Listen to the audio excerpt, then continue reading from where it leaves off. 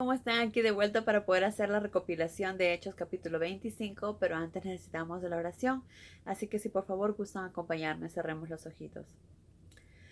Gracias, Padre amado, por este día. Gracias por darnos un día más de vida y de salud. Gracias por tu amor, Padre. Gracias por todas las bendiciones que nos das todos los días. Perdónanos también por nuestras faltas. Y guíanos, Padre, con tu Espíritu Santo. Guíanos también en la lectura para poder abrir nuestra mente y nuestros corazones y ser llenados de ti, Padre. Y te pedimos todo esto en el nombre de Cristo Jesús, tu Hijo amado. Amén. Muy bien, amigos, entonces empecemos con la recopilación. Como sabemos, Pablo seguía preso y hubo un cambio de gobernadores, ¿verdad? Eh, llegó, se fue Félix y llegó Festo. 3 días después de arribar Festo a Cesarea para tomar posesión de su nuevo cargo, partió para Jerusalén. Cuando él llegó a Jerusalén, obviamente los judíos que querían matar a Pablo, aprovecharon la oportunidad que Festo estaba ahí para poder ir, ¿verdad? Y aquí fue lo que nos dice. Dice, enterados de su presencia, acudieron presurosos a contarle su versión acerca de Pablo y suplicarle que lo llevara a Jerusalén inmediatamente, porque sabían que si llegaba a Jerusalén tenía menos opciones de vivir y ellos tenían más las de ganar, ¿verdad? Por eso les urgía, les convenía a ellos que Pablo esté en Jerusalén. Pero el plan era matarlo, hacer una celada y matarlo. Pero entonces Festo le respondió que como Pablo estaba en Cesarea y dentro de poco regresaría a Cesarea, las personas interesadas en el asunto tenían que regresar con él para poder celebrar el juicio allá en Cesarea, ¿verdad? Porque algo que lo ayudaba mucho a Pablo era el que era ciudadano romano, porque si hubiera sido un ciudadano judío, obviamente tenía que ser juzgado con las leyes judías y ya no hubiera tenido una segunda oportunidad. Pero gracias a que tenía la ciudadanía romana, él podía apelar al César y tenía que ser juzgado como un romano, ¿verdad? Entonces, bueno, después de 8 o 10 días después, regresó a Cesarea y el día siguiente abrió el juicio contra Pablo. Entonces, cuando el apóstol apareció en la corte, los judíos lo rodearon y presentaron acusaciones muy serias, de las cuales no podían probar. Como sabemos, ellos mentían, engañaban, traicionaban, ¿verdad? Levantaban falsos testimonios y mentiras. Y entonces no les importaba con tal de verlo muerto, lo que querían era matar a Pablo. Era tan duro su corazón que solo pensaban en los deseos que ellos tenían de que él muera y no veían más allá de sus narices, ¿verdad? Pero entonces Pablo dijo, soy inocente, jamás me he opuesto a las leyes judías, ni he profanado el templo, ni me he rebelado contra el gobierno romano, que eran las 3 grandes acusaciones que le hacían dentro de muchas otras más, ¿verdad? Entonces Festo, ansioso de complacer a los judíos para poder tener siempre una buena relación, porque como sabemos eran los más importantes, la gente más importante, los sacerdotes, ¿verdad? Los de Judea, de Jerusalén. Entonces Festo, ansioso de complacer a los judíos, le preguntó, ¿quieres que yo mismo te juzgue en Jerusalén? Le preguntó a Pablo. Y Pablo dijo, no, demando que se me concedan mis derechos de comparecer ante el emperador mismo, porque era romano. Tú sabes bien que soy inocente. Si he hecho algo digno de muerte, no me niego a morir. Pero si soy inocente, ni tú ni nadie tiene el derecho de entregarme a estos hombres para que me maten. Apelo al César, dijo Pablo. Y así fue. Entonces Festo le dijo, muy bien, al César has apelado y ante el César comparecerás. No, algunos días después, dice, llegó el rey Agripa, acompañado de su hermana Berenice, a visitar a Festo. Durante ese estadía, que se quedaron varios días, Festo en una conversación, pues le contó lo que estaba pasando con Pablo, ¿verdad? Que tenía ahí a Pablo arrestado y le contó sobre lo que había pasado, que él fue a Jerusalén, que le habían explicado ellos a su manera, ¿no? Los sacerdotes y los dirigentes judíos le explicaron a su manera lo que estaba pasando y que estaban pidiendo matar a Pablo. Pero entonces él dijo que eso no se podía hacer porque hay que cumplir las leyes romanas y no se puede condenar a un hombre sin antes someterlo a juicio y darle al acusado la oportunidad de defenderse en presencia de sus acusadores. Entonces le explicó todo esto al rey Agripa, ¿no?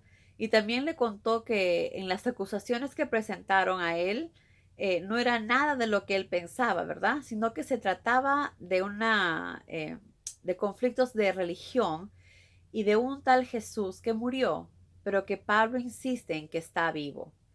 Eran simplemente creencias o formas de pensar, que como sabemos, muchos eran muy apasionados y vehementes y simplemente se encerraban en lo que ellos decían y querían y no les importaba nada más, ¿verdad? No tenían el tiempo no se daban el tiempo de razonar, de pensar, porque les faltaba mucha humildad, ¿verdad? Ellos se creían dueños de la verdad. Entonces, sin saber qué juicio formular, es lo que le estaba contando Festo al rey.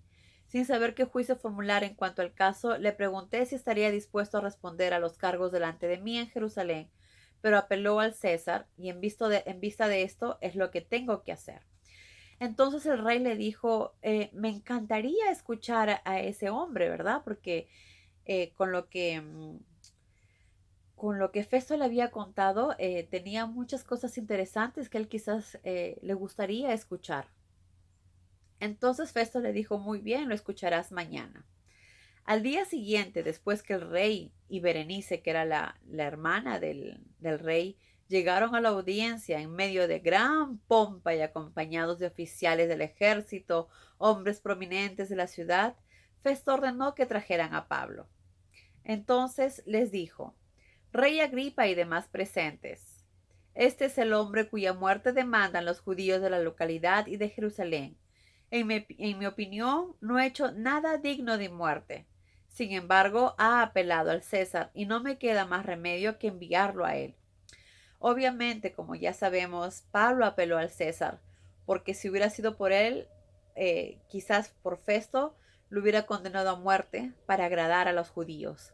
Pero entonces, al apelar al César, Festo no tuvo más opción que enviarlo al César. Pero lo que quería saber es eh, que tiene que él, al enviar a Pablo, tiene que enviar una carta diciendo por qué lo envía, cuáles son las razones que lo está enviando y por qué está siendo acusado. Entonces, ese era el problema que Festo tenía en ese momento. ¿Qué le debo decir por carta al emperador? No hay ninguna acusación válida contra este preso, ¿verdad? Y no me parece razonable enviar a un preso al emperador si no hay una acusación válida contra él. Entonces, esto era algo que él le agobiaba un poco y quería ver si quizás el rey le podía ayudar en este caso para saber qué es lo que debería decir. Porque si no, obviamente, el César se iba a molestar muchísimo por acusar a un romano injustamente o falsamente, ¿verdad? Bueno, amigos, también algo que me gustaría rescatar de todo esto que estamos leyendo, vemos cómo Pablo, pese a los momentos difíciles que él estaba viviendo siempre, jamás bajó la guardia, jamás dejó de declarar lo que tenía que declarar, lo que él había pasado, lo que Jesús había hecho por él, que Jesús no estaba muerto, que estaba vivo. Y eso es algo que nosotros debemos aferrarnos, aprender de eso. No importa en el momento en que estemos, las circunstancias en la que estemos pasando, siempre es importante defender la verdad, defender la palabra de Dios, ¿verdad? Defender lo que Jesús nos enseñó. Y también así como Él tuvo esa fuerza, esa vehemencia para seguir adelante, seguir luchando y no perder jamás la oportunidad también de ayudar a otros, porque Él estando preso, estando en la cárcel, jamás perdía la oportunidad también de alabar, de cantar, de dar las gracias a Dios y de ayudar a las personas que estaban ahí a conocer la verdad, a acercarse a la palabra. Entonces, miren, las circunstancias que él estaba fácil es decir, bueno, estoy preso, no puedo hacer nada y me cruzo de brazos. No, él siempre buscaba el momento y la oportunidad para darle honra a Dios, porque sabía que todo lo que él pasaba, así sean circunstancias tan difíciles, era para dar honra a Dios, era porque así era su voluntad.